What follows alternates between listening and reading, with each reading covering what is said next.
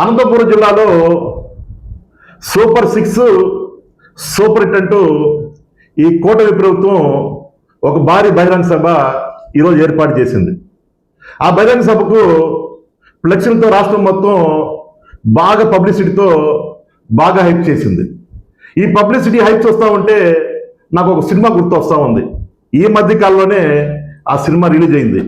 Publicity ఏమో బాగా hype, సినిమానేమో utter flop. ఇప్పటికీ ఆ సినిమా మీకు గుర్తొచ్చింది అనుకుంటా. దాని పేరే హరిహర వీర సొల్లు అని చెప్పేసి, అది కదా హరిహర వీర మల్లు అని చెప్పేసి సినిమా పబ్లిసిటీ బాగా చేసుకొని సినిమా అటర్ ఫ్లాప్ అయింది. సూపర్ 6 అని చెప్పేసి, సూపర్ హిట్ అని చెప్పేసి ఈ కార్యక్రమం ఈరోజు ఏర్పాటు చేస్తూ ముందుగా మీటింగ్ ముందు ప్రజలు రావాలని చెప్పేసి ఒక దండోర వేయించారు. ఒకసారి ఆ దండోర విన్నాక మనం ఆడుకుందాం.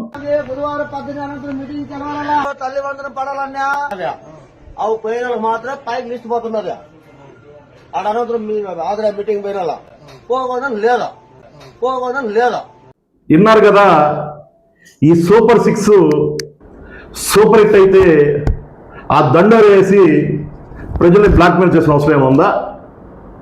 సంవత్సరానికి 3 గ్యాసులు రావాలన్నా, తల్లికి వందనం రావాలన్నా, ఫ్రీ బస్సు కావాలన్నా, డ్వాక్రా రుణాలు కావాలన్నా, అదేవిధంగా రైతు భరోసా కావాలన్నా మీరు ఖచ్చితంగా మీటింగ్ రావాలి.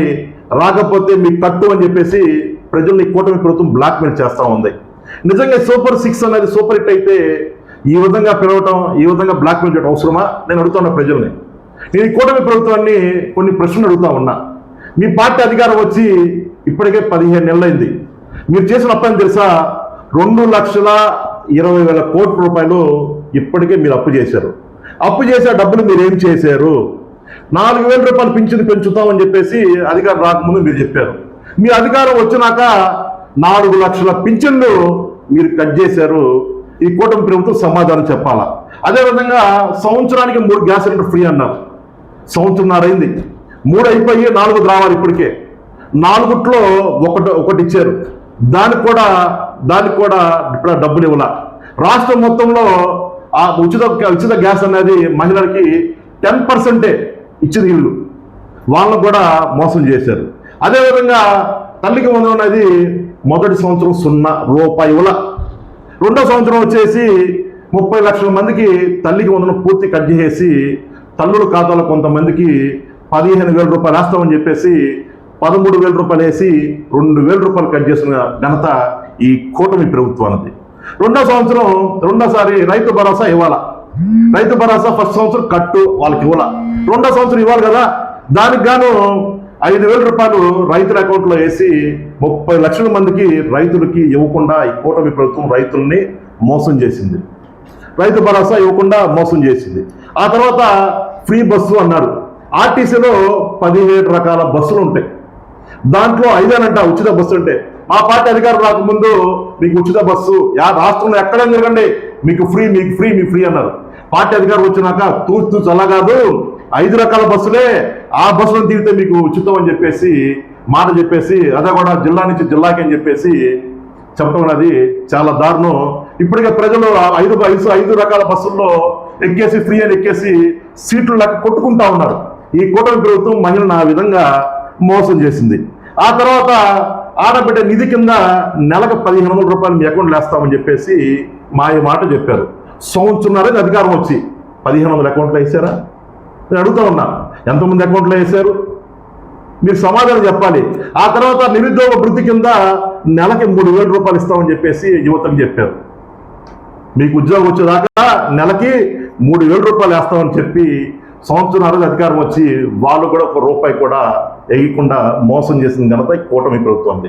ఆ తర్వాత 5 సంవత్సరాల్లో 20 లక్షల ఉద్యోగాలు అన్నారు. సంవత్సరంన్నర అయింది. ఒక్క ఉద్యోగాన్ని ఇచ్చారా?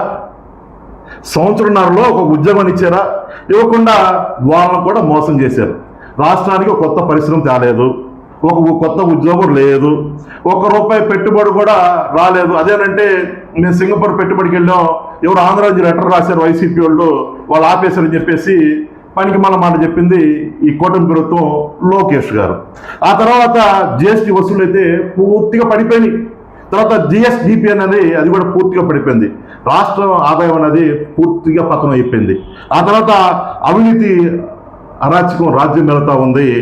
ఈ కూటమి ప్రభుత్వం అధికారం వచ్చినాక రెడ్ బుక్ రాజ్యాంగంలో వైఎస్ఆర్సీపీ కార్యకర్తలు నాయకులు సోషల్ మీడియా ద్వారా ప్రశ్నిస్తే అరెస్ట్ చేసి జైలుకి పంపిస్తూ ఉన్నారు, అక్రమ కేసులు పెడతా ఉన్నారు, బెదిరిస్తూ ఉన్నారు.